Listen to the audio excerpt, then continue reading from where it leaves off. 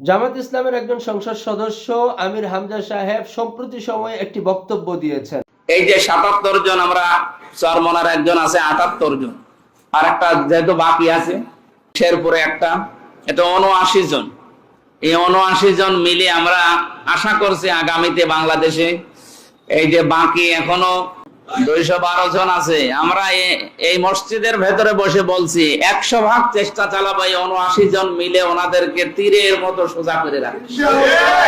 যদি এদিক ওদিক করে আমরা চেপে ধরবো ইনশাআল্লাহ, সে সংসদে হোক আর সংসদের বাইরে হোক। আমির হামজা সাহেবের এই বক্তব্যটা শোনার পরে অনেক ব্যক্তিদের অন্তরাত্মা কেঁপে উঠেছে। তারই একটি বাস্তব দৃষ্টান্ত হচ্ছে বিপিনুরের দালাল পাঁচটা গোলাম জনাব রাশেদ সাহেব।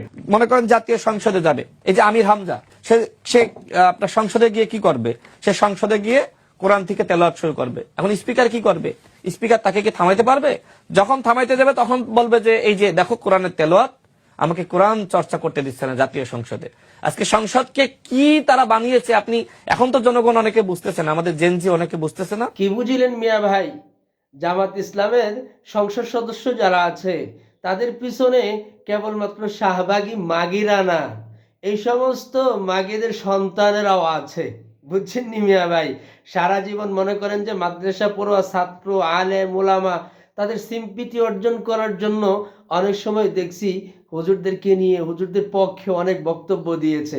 এই রাশেদ, এই বিপিনুর, হ্যাঁ, এই সমস্ত লোকেরা মাঝে মধ্যে আলেমদের পক্ষে বক্তব্যও দিয়েছে।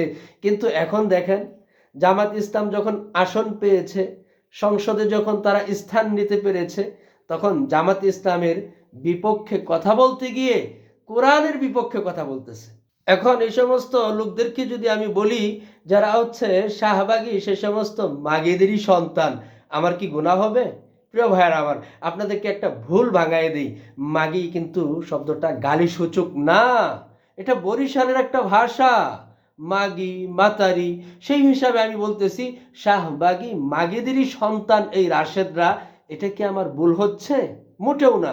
কারণ যারা কোরআন বিদ্বেষী, হাদিস বিদ্বেষী, তারা কখনোই মুসলিম না। তারা চায় সংসদে কোরআনের আইন না চলুক, আর এদেশের মুসলিম উম্মাহ চায়, এদেশের ওলামা তোলাবা চায় সংসদে কোরআনের আলোচনা আসুক। আর এই সমস্ত রাশেদরা কি বলতেছে? এজন্য আমি বলি, আমাদের দেশের ওলামা তোলাবাদের দৃষ্টি আকর্ষণ করি মাঝে মধ্যে, জামাত ইসলামের লোকেরা যেহেতু আসন পেয়েছে, সংসদে স্থান পেয়েছে, আপনারা তো ইতিপূর্বে বহু কিছু করলেন, এখন এদেরকে সমর্থন করেন, যাতে করে কিছু না হলেও কোরআনের আইন এই সংসদে পাশ করা সম্ভব হয়। এবং যত ধরনের মতানৈক্য, যত ধরনের ইখতিলাফাত আছে জামাত ইসলামের লোকদের সাথে, সেগুলো আপনারা ঘরোয়াভাবে বসে সমঝোতা করার চেষ্টা করুন।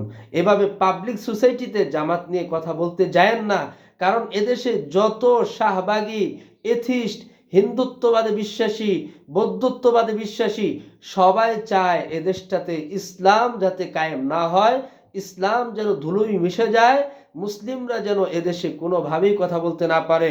মনে রাখবেন, এদেশে যত এথিজমে বিশ্বাসী ব্যক্তি আছে সকলেই টার্গেট করেছে ইসলামওয়ালাদেরকে, কেবলমাত্র জামাত ইসলামকে না। তার বাস্তব দৃষ্টান্তই হচ্ছে বর্তমানে এগুলো করতে যাচ্ছে। দেখেন না, কিছু সংখ্যক নর্তকীরা হাতে ঝাড়ু নিয়ে কি ধরনের স্লোগান দিচ্ছে।